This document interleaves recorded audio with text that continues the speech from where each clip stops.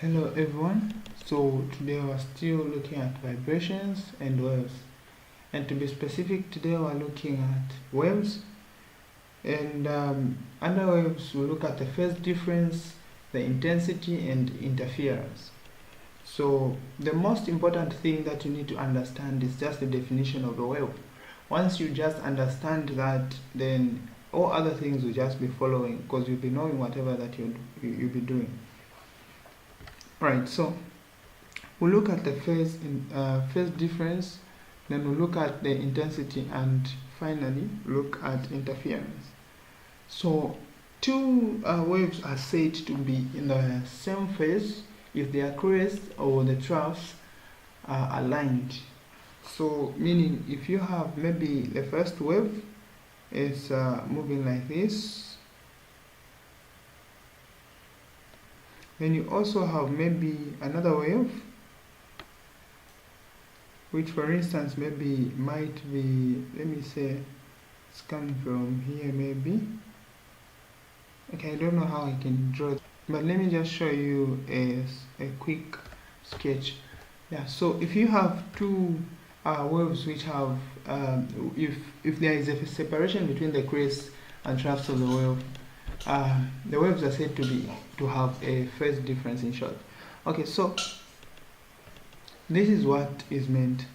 So we said two crests, if two crests and troughs are aligned, we say those two waves are in the same phase, they are in phase. But if there is a difference between two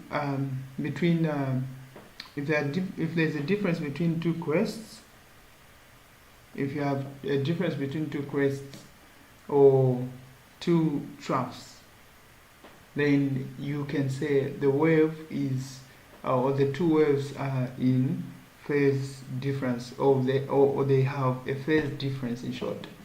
Yeah, so there's a formula that is used for phase difference. I've just remembered and I forgot to put it in. Okay, but either way you can search it on Google. It's there. It's a straightforward thing. It's not something that is complicated to use. Alright, so let's also look at what is known as intensity. So the intensity is just the rate at which energy is transferred per unit area.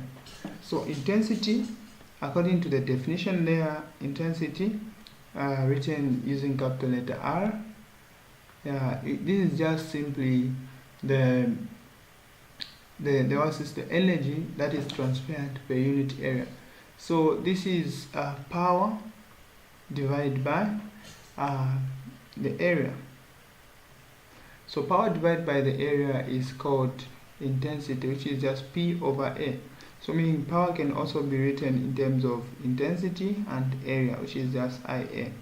These are very important formulas to note.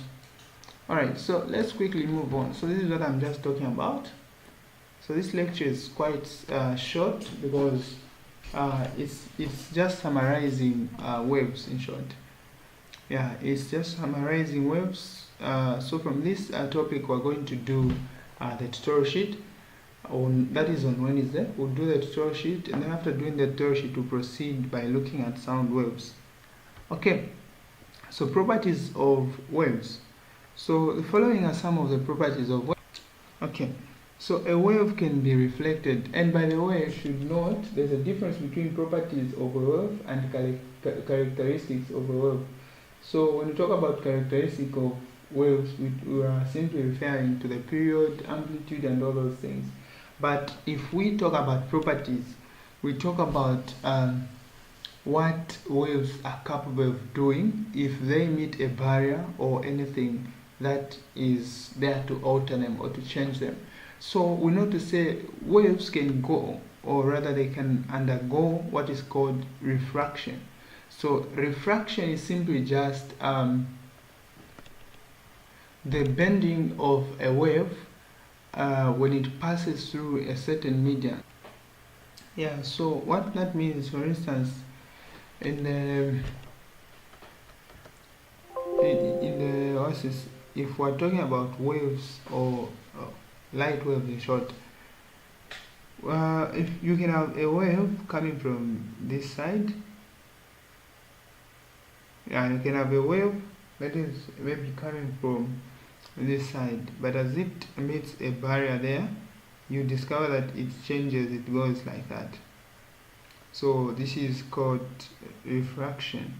Then we also have what is known as reflection. So reflection is not something that I should even take time to explain. We have, if you can have a barrier there, then a wave is coming from this side. It's actually just a bouncing back of a wave when it meets a barrier. Yeah, so you can research more about refraction and reflection, though it will not be asked to say what is reflection or reflection. Yeah, they might just maybe pick one or two formulas there and examine you on that. Okay, so from there, there's also what is known as diffraction. So diffraction, this is just this one just describes the behavior of a wave when it meets something like a hole. Yeah, maybe for instance a wave is going like this, then it meets something like a hole. How does it behave? So that is what is known as diffraction. Then apart from that, we also have what is known as interference. So this is the part where I want to explain a bit. So we have what is known as constructive and destructive interference. Okay, interference can be interference of waves of the same frequency and in phase, is summarized by superposition principle. So when you talk about interference, there's what is known as constructive and destructive interference. So when you have two waves like this, they are in the same phase and they have the same frequency. So if they are in the same phase like this one, these two, when you look at them, they are in the same phase. We said if two waves are in the same phase, their crests should be aligned. So when you look at this point and this point, the distances from the main line there is the same from there. This distance is the same as that distance. So these two waves are in the same phase and they have the same frequency.